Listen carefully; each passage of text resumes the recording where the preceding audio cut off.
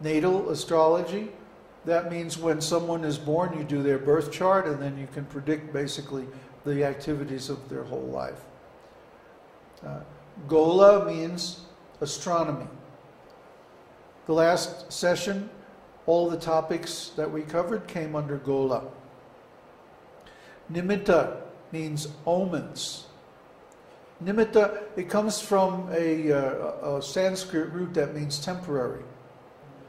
So omens show us the temporary influences or the temporary manifestations of the Jyotish influences. An omen is a sign. You know, like if a black bird flies from the left side, then look out. Is that considered Jyotish too? Oh yeah, that's part of Jyotish. Palm reading, face reading, head reading, all these things are part of omens, nimitta. Like when they went out of Dwarka, right? They saw very bad omens.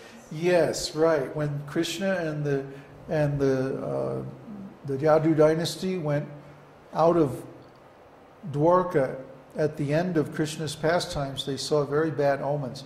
Shortly afterwards, the Yadus all killed one another in a big war. They all got drunk, yeah, and killed each other. Then there's prashna. Prashna means horary astrology.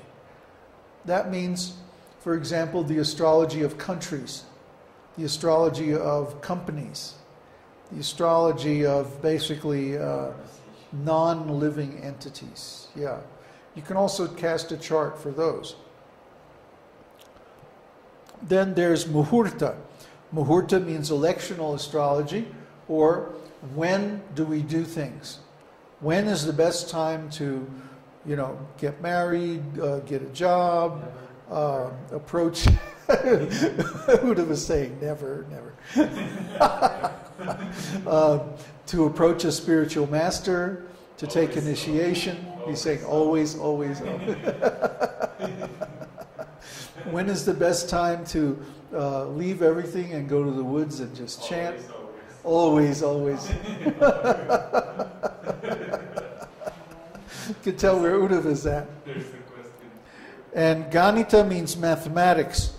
For example, all of these astrological calculations require some kind of mathematics. Actually, the calculations we use to interpret a chart are very simple, just arithmetic. But the calculations needed to determine sunrise and sunset at different locations, or the titis, or any of those things are actually spherical geometry, and it can get pretty hairy. So there's a whole area, Ganita, which is simply mathematics, and mostly geometry and algebra. Besides these 6 angas, there's 3 skandhas. Skandhas are aggregations. Skandha, the word skandha means an aggregation or collection of different knowledge. So the Ganita is part of the Ganita, or the mathematics, and part of Gola. Astronomy and mathematics. For example, calculating the positions of the stars and planets in the future. Their movements are so regular they can be calculated decades in advance, and they'll still be exactly accurate. So this would be part of Ganita, because it requires both astronomical observations and mathematical calculations to extrapolate those into the future. When we get an ephemeris, that's a product of this Ganita, Angas, or Skandha of Jyotish. And then there's Horā, which is part of Jataka, natal astrology, natal astrology, Prashna, which means like fortune telling, Muhurta, or determining the best time for things, and Nimitta, or omens. And this is basically used for forecasting. and what's going to happen or what is likely to happen in the future based on these different forms of prognostication. Finally, we have Samhita. And Samhita is comprised of Gola, astronomy, and aspects of Horā related to mundane astrology.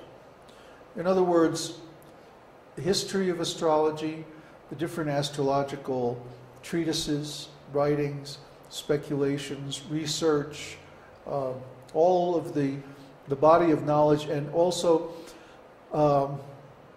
histories that will help us hone our astrological skills. If we look at a history of what happened at a certain time and place, then we use astrology to calculate what the aspects were for that place. We can understand how to interpret them. So history is an important part of astrological knowledge, and this is all part of Samhita. Just like Brahma's prayer to Krishna is called Brahma Samhita. What does that mean? It's a collection of literary works by Lord Brahma in praise of Lord Krishna. So before we looked at the meaning of Horā as 1/24th of the day, but the astrological procedures based on the time of day, or the Horā, are also called Horā. In fact, there's even a dance called the Horā. And it's also a round dance, going around in a circle. Very interesting.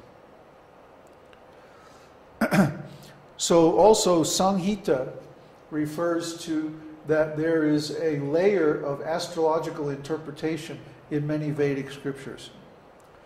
For example, Krishna says, I am the light of the sun and the moon.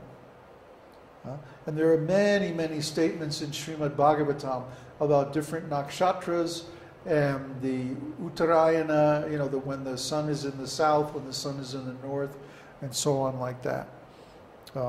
Many, many deep statements about cosmology in Srimad Bhagavatam. But that's another course, and we'll get into that later. Krishna says, I am time. Yeah, that's very deep. So, Jyotish is not like Western astrology. That's why we use the word Jyotish to describe it. That's why we use graha instead of planets. That's why we use Rashi instead of signs. Because Jyotish is meant to be understood in the context of theistic Vedic philosophy.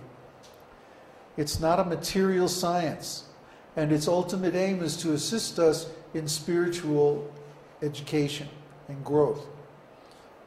The ultimate aim of Jyotish is to guide us to performing spiritual activities so we can get out of this material entanglement.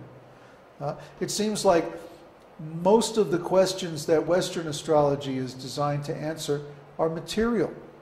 How do I get more money? How do I get a better wife, or this or that? But this is not the real purpose of Jyotish. Jyotish means, how do I arrange my life in such a way that I can perform my material duties and still attain success and self-realization?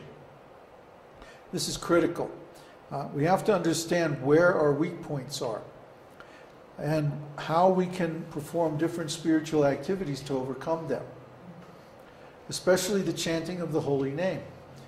Vishnu Sahasranam will cure any material difficulty. People don't understand how powerful it is. But I cured myself from heart disease and had so many other good results by chanting Vishnu Sahasranam. It's designed for that. It's supposed to give material results by a spiritual process. That's the whole point of Vishnu Sahasranam. So as Jyotishis, it's our duty to advise people to utilize these Vedic remedies to overcome their material problems. People in the West are conditioned to think that, my material problems have a material cause, and so I need to apply a material process to solve them. But no, that's not true. Actually, material problems come from our past impious activities. So we need pious activities to overcome them. And the most powerful pious activities is chanting the holy name of God. So it's very simple, really. Jyotish, or astrological consultation, is a platform we can use to teach people about spiritual activities so that they can really solve their problems. Not just create a whole nother set of problems by trying to solve material problems with material activities.